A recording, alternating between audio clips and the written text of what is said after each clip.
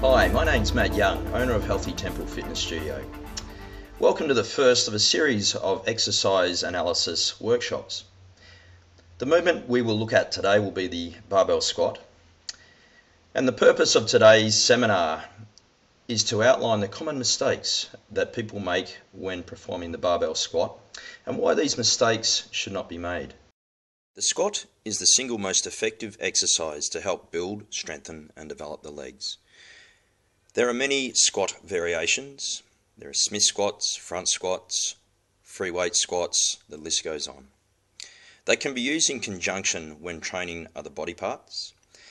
Say if we are training the shoulders, we can use a clean and press or a front squat press. And they are commonly used in other body part movements to increase exercise intensity, improve the overall cardiovascular system, and they're written in many sport-specific programs for improvement in that specific sport. Who should and shouldn't squat? Barbell squat, in my opinion, is an advanced movement, and when you add resistance, there are a whole lot of range of variables that may occur. I would only recommend the barbell squat to someone with lots of experience or who are technically proficient with their technique or form. This doesn't mean to say that a newcomer can't attempt squatting movements. My recommendations to a newcomer would be to start with bodyweight squats such as sissy squats, learn the basic art of squatting and then progress up, say through a Smith squat before they hit a barbell squat with low repetitions. Obviously people with spinal disc pathology, sciatica, ankle flexibility limitations, severe patellofemoral joint deterioration and so forth should consult a professional before undertaking squatting movements in a program.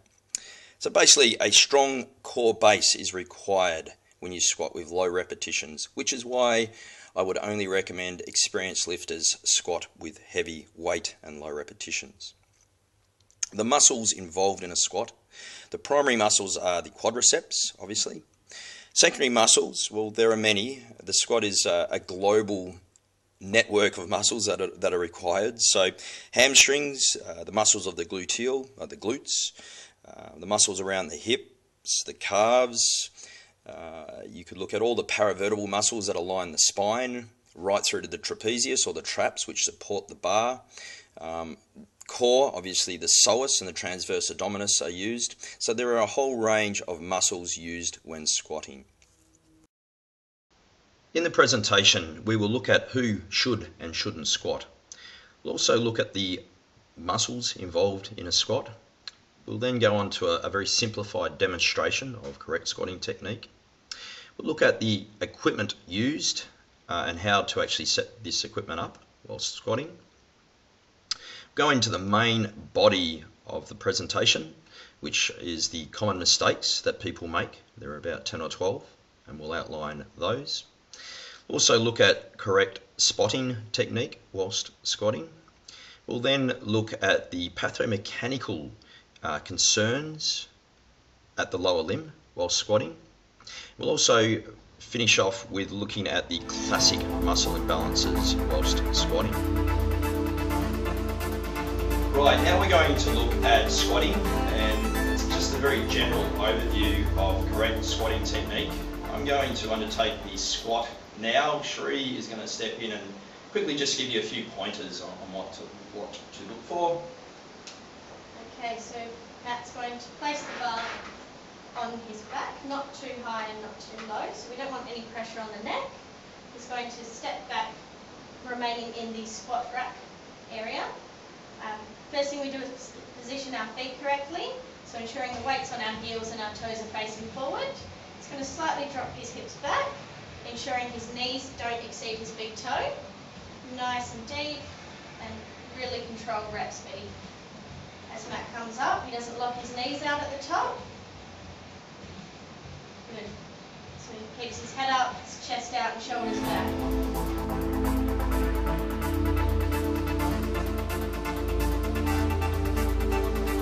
Okay, so now we're going to look at the body of the seminar, which is the common errors that people make once they squat, whilst they squat. I'm going to start by looking at the squatting rack, okay? So this is a basic squatting rack. We have support beams and then we have our safety beams.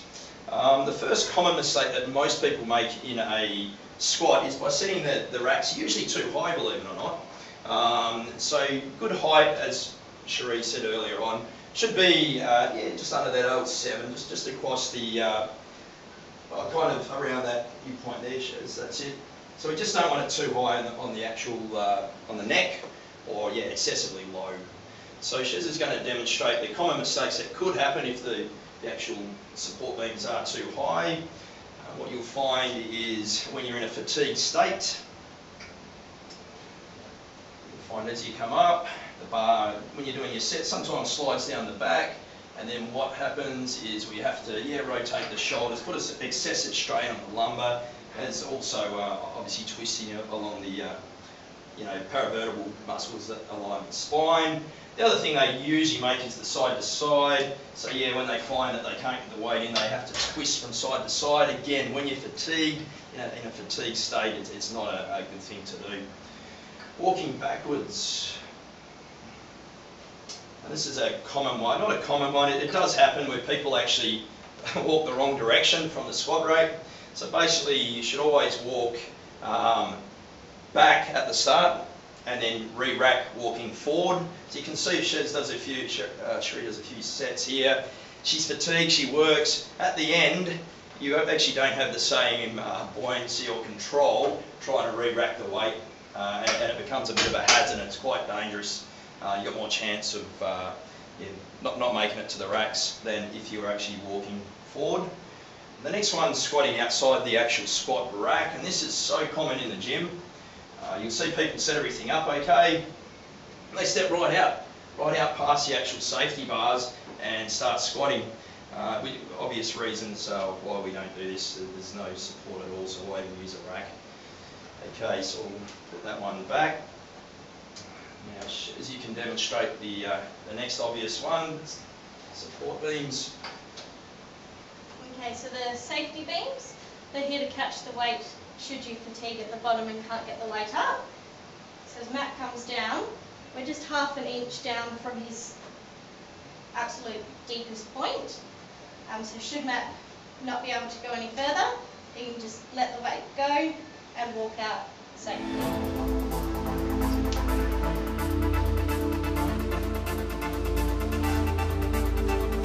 Now we're going to look at the common mistakes made whilst squatting. It's about 10 or 12, so I've actually written these down because there are so many. Shez is going to come around now and demonstrate these, and I'm going to go through and explain why these are not good. And the first one we'll look at is a lack of squatting depth.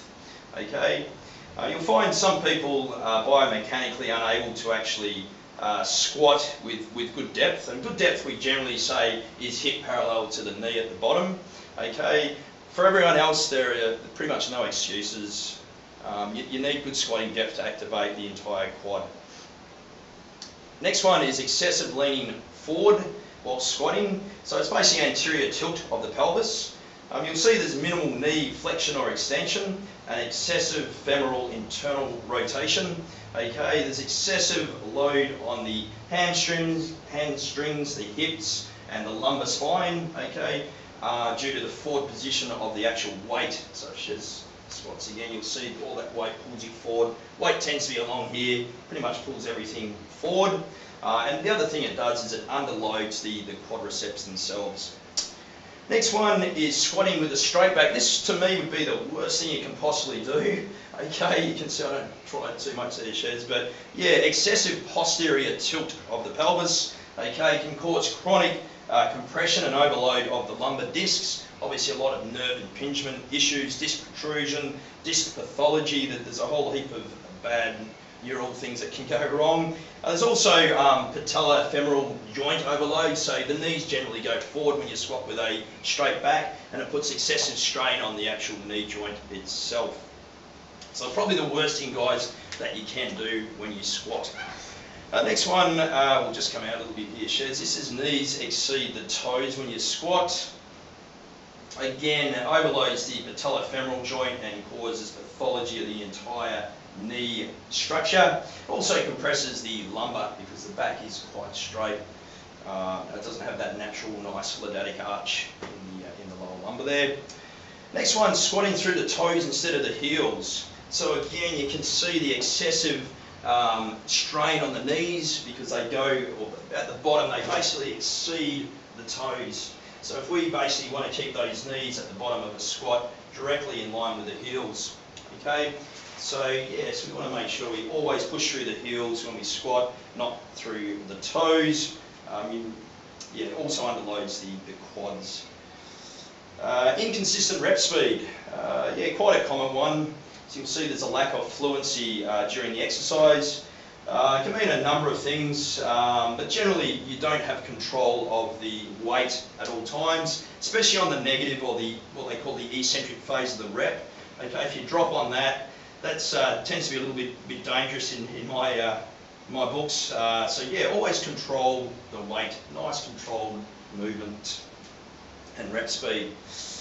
Backside, not back enough. Okay, so again, this comes to squatting with a straight back, excessive strain on the knee joint and lumbar disc. Hyperextension of the knees at the static phase of the repetition. So that's basically lockout. So you're locking out at the top and it places excessive strain on the posterior cruciate ligament.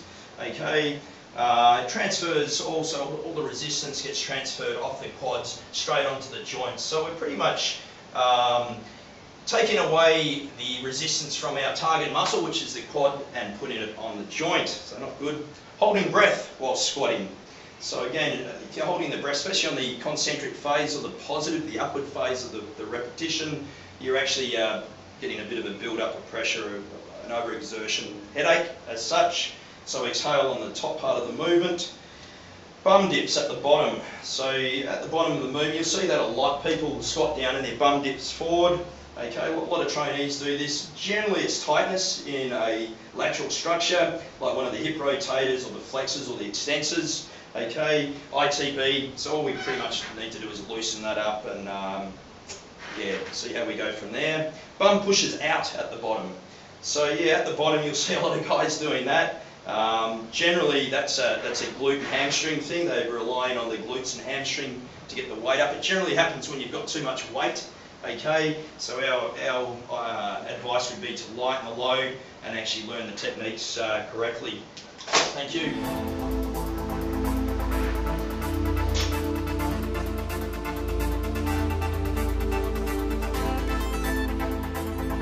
Okay, so we're going to talk about squatting. So when any of my clients are squatting, if they're doing a 6 to 20 rep range, nice and light, they shouldn't really need me, but at least they'll know that I'm here. So I stand directly behind them without actually touching them. So as they come down, my arms will be underneath their armpits in line with the sternum. And notice how as Matt comes down, I'm squatting with him. And if Matt was to be doing a 1 to 6 rep range, so there'll be quite a lot of weight on here, I actually do have my hands placed under the armpits and onto the sternum, so I can help him at any point he needs me.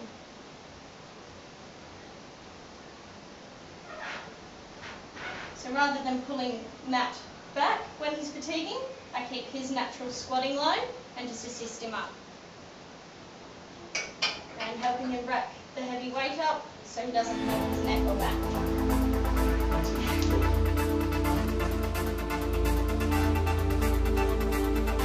Now we're going to look at the lower limb and the mistakes made at the lower limb whilst squatting. So we're looking at someone from an anterior position. We're just going to demonstrate this for the sake of the video in a traditional squatting stance, so not a sumo. Alright, so obviously about a hip width apart. First of all, we're going to start from the toes and look at an uneven foot position, which is very common in the gym. And you can see here the foot position is well out of alignment. Okay, so toe to toe you should actually have a straight alignment. So if we draw a line there, Shez, if you straighten the leg up there, that's good foot position. Okay, so just make sure that the feet are in great alignment. If they're out, straight away there's uneven weight distribution through the body with a heavy load across the shoulders. So yeah, there's excessive strain on areas that there shouldn't be excessive strain. Foot orientation whilst performing the squat. There are a couple of, or two common orientation problems are foot pronation while squatting. That's where the foot rotates inward. So the movement at basically the foot will pronate, so kind of go in, that's it. And you can see there, it's basically movement at the subtalar, so the ankle joint. What happens is there is internal rotation of the tibia and the femur. So this places excessive stress on the medial structures of the ankle, the knees and the hip joint. It even places strain on the back if you look at it all the way up. The next one is foot supination. So that's where the feet supinate out, or the foot rotates outward. Okay, it's where the tibia externally rotates relative to the femur. Again, placing undue strain on the joints and ligaments. The next one we're going to look at is at the knees. Okay, so common one here is when people are squatting, there is knee inversion. So that's where the knees invert. Okay, so the femur internally rotates relative to the foot position. The next one is knee eversion. Okay, this is where the femur externally rotates. So it comes out, so it rotates out relative to the foot position, creates an uneven distribution of force through the body, joints and ligaments. The next one we're going to talk about, it's actually got a name called the Trendelenburg sign. Now with this, it's when people squat at the lower limb, they fall into an energy hole. Okay, it's where the hip drops or falls to the opposite side. Eventually it will lead to pathomechanics. This happens for a range of reasons. It could be tightness in the ITB or the iliotibial band, the TFL, the tensor fasciae lata, or the piriformis. So there's generally a general weakness in one of these structures along the movement or tightness. And yeah, we can possibly work on that to fix that.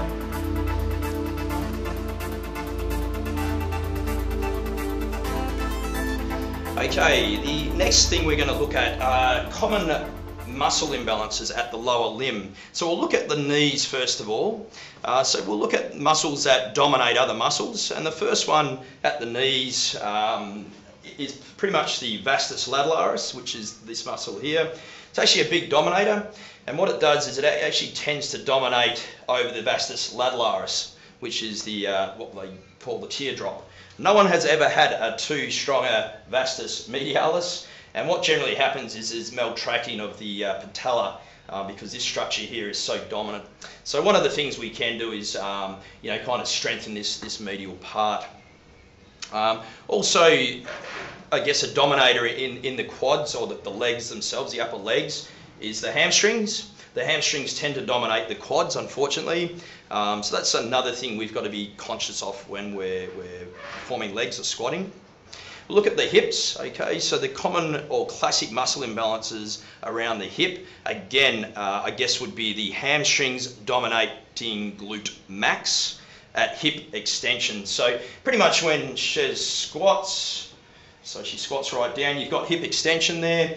What generally happens here is these guys here, the hamstrings generally dominate the glutes, the big glute muscles at the back, glute max. Okay, the other one is the TFL, the tensor fasciae lata, which runs down here. Okay, big dominator. If we're looking at hip flexion again, it tends to dominate over the psoas. Now the psoas are muscles that are around the core. They're quite deep. They're behind the abdominal wall. If you can actually activate those when you're squatting or performing any kind of compound movement, obviously you're going to load the quads a lot more and keep it away from the hamstrings or the TFL. Okay, again, TFL with hip adduction. So if we take our leg out, so adduct out to the side, you'll find that, or more adducting out. So if you're doing, I don't know, adductor movements or whatever, you'll find that TFL, this guy here, again dominates glute med. Okay, so yeah, just keep those in mind. It is important before you start any gym program to warm-up prior to commencing the gym program. Our choice of warm-up device on the leg day is the spin bike. What we generally do is get on the spin bike, 5 minutes is maximum. As we go along, we just gradually increase the resistance levels on the flywheel, and that just gets a little bit of blood, synovium, and basically warms the body up, increasing the elasticity of the muscles to prepare the body for squatting or any gym kind of program or exercise group of exercises. Straight after your warm-ups, I highly recommend you go into a thorough stretching program. On leg day, we would stretch out pretty much the entire body, paying particular attention to the lower limb. So leg across body, make sure you're stretching a sagittal plane, so all the cross fascia. We'd look at other movements like spinal twists. Make sure you obviously stretch out the adductors, for especially the wide stance squats. So warm up for a good 5 minutes, stretch for a good 5 minutes, and that will thoroughly prepare your body for squatting or any type of leg movement. So in conclusion, I hope that this has helped clear up a few grey areas, and on behalf of us all here at Healthy Temple, we'd like to wish you happy and safe squatting, and may you reap the rewards that only squatting can give you. Thank you.